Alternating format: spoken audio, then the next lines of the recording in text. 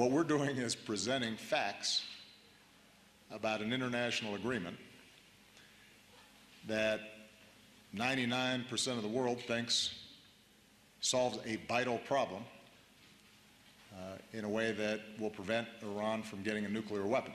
I have not yet heard a factual argument on the other side that holds up to scrutiny. There's a reason why 99% of the world thinks this is a good deal. It's because it's a good deal.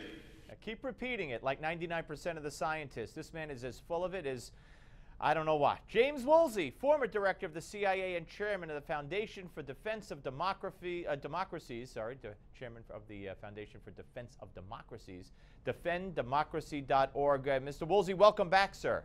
Thanks. Good to be with you. Always great to talk to you. You know, when you hear him say 99% of the world, and he repeats that, and he's yet to hear a convincing argument on the other side, I guess, among others, he's not listening or reading what you have to say and write. Well, thank you. I mean, this would be a perfectly reasonable agreement if it were with, say, Denmark. Then, you know, you could trust the other party to do what they said, and what they said would be consistent with the written agreement, and they wouldn't use all kinds of subterfuges to get away from their obligations. But the Iranians never deal straight. They haven't, at least since 1979, and I think that it's when this government came in, and I think it's really naive to think that they're going to act as the Danes would if we were negotiating with the Danes. All right, let's talk about beyond the Iranian agreement. Let's talk about Iran and North Korea and the threat of an EMP attack. An EMP attack, the result of which could be our grid system goes down, and I've heard estimates saying, you know, depending on how long it would last, 9 out of every 10 Americans could die. I mean, this is what we really need to be talking about in this country. I take every opportunity I have to get people like you on to do it, who are willing to do it and know what they're talking about, but not many people are. Well, it's a very unpleasant subject. I wish it weren't true, but I'm afraid it is.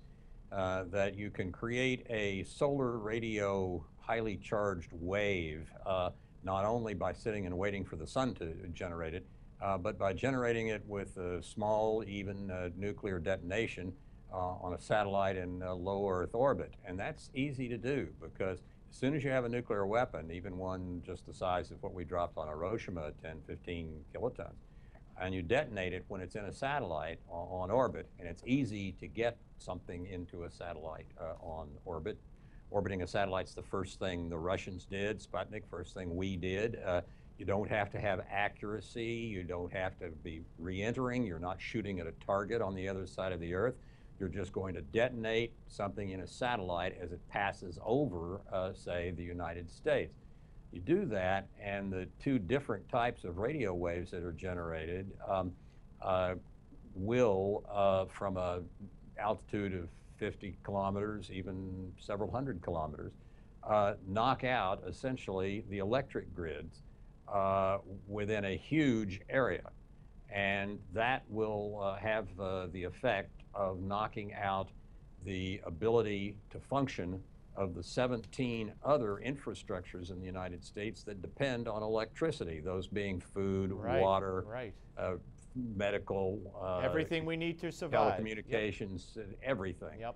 And as a result, in a year or so, according to the Congressional Electromagnetic Pulse Commission that stepped down in 2011, I think, but wrote some very sound and reports by extremely highly qualified scientists and engineers, as a result of knocking out those other infrastructures or the supply of power to them for a year, which is entirely plausible because you destroy the transformers by doing this, you could have something between 2/3 and 90% of the American population, again, according to the commission, die as a result of starvation, lack of water, Well, social this is disruption, something I et applaud cetera. you, Mr. Woolsey, for this. I really do. And I want to have you back next week. I want to talk more about this. I want to talk about what we could do, what the threat actually is, who the players would be. I want to go in depth with this if you'd be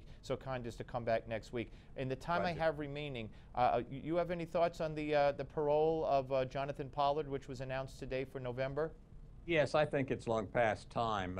When we have spies from enemies like Russia and China, and they've gotten American spies killed, as has happened in those cases, they may get sentenced to life. But spies for friendly countries such as South Korea, Philippines, Greece, typically spend 4, 5, 6, maybe 7 or 8 years in prison. Pollard's been there for 30. I opposed his release when he'd only been there for 5 or 6 years. But the time has come. Central Intelligence. But now, Yeah. I don't know why in the world one would say that you only keep a Greek-American spy for 6 years, but you keep Pollard. Mr. Woolsey, got to go. Thank you so much. We're coming back, folks. Don't go away.